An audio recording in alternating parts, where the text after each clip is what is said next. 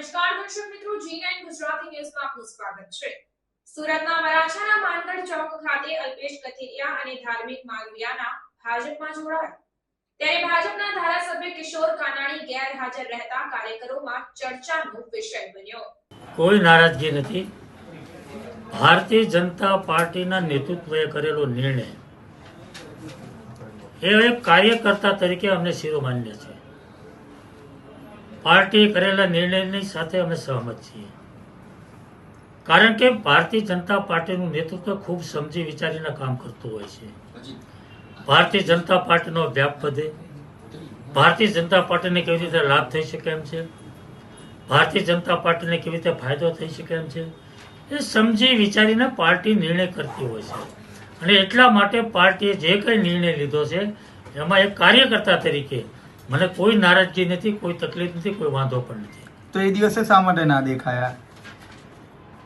કાર્યક્રમમાં હાજર રહેવા માટેનો મારો અંગત નિર્ણય છે, એ કોઈ નારાજગીનો વિષય નથી, પરંતુ મારા સિદ્ધાંતનો વિષય છે। એ મારા વ્યક્તિગત સિદ્ધાંતનો વિષયને કારણે હું હાજર નથી। મારા અમુક સિદ્ધાંતો છે રાજનીતિ અંદર રાજકારણમાં રહીને રાજનીતિ કરી રહ્યો છું, પરંતુ સિદ્ધાંતો સાથે હું રાજનીતિ કરી રહ્યો છું। અને એ સિદ્ધાંતને વળગી રહીને મને એવું લાગ્યું કે મારે સિદ્ધાંત છોડીને આપણે જે કંઈ વિરોધ પક્ષના લોકો વિશે, વિરોધ પક્ષની પાર્ટી વિશે જે કંઈ બોલીએ છીએ એ લોકો યાદ રાખતા હોય છે। લોકોને ખબર હોય છે આપણે ગઈકાલે શું બોલ્યા હતા, આજે શું બોલીએ છીએ। એટલે લોકોની અંદર રાજકીય રીતે લોકોની જે કંઈ છાપ હોય છે કે આજે શું બોલ્યા, કાલે શું બોલ્યા, બોલેલા હોય તો ફરી જવું।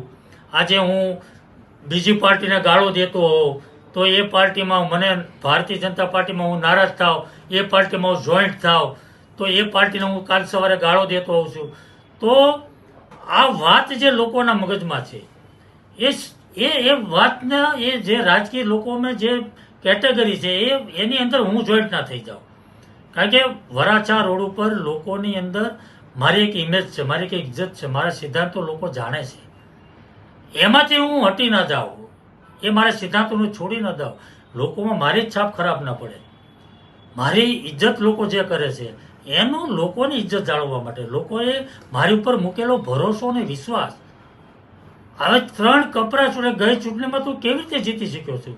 લોકોએ મારી ઉપર કેટલો મોટો ભરોસો મૂક્યો છે, કેટલો મોટો વિશ્વાસ મૂક્યો છે, એ વિશ્વાસને હું તોડવા નહોતો માગતો, એ મારો સિદ્ધાંત છે।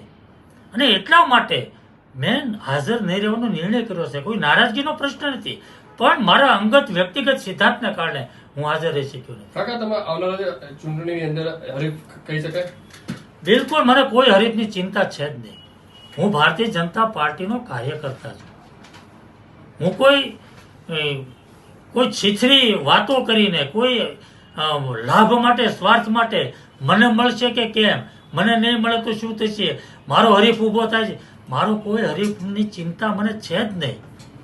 હા, એક ચોક્કસપણે માનું છું કે મારો ભારતીય જનતા પાર્ટીનો કાર્યકર્તા મારો હરીફ હોવો જોઈએ।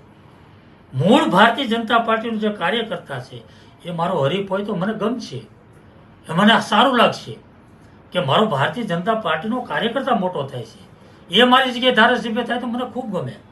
કાકા, આવી ભારતીય જનતા પાર્ટીમાં જ જોડાઈ ગયા છે? એનો જોડાઈ જવાથી કઈ એનો કોઈ મતલબ એવો નથી કોઈ મારો હરીફ થઈ જાય છે।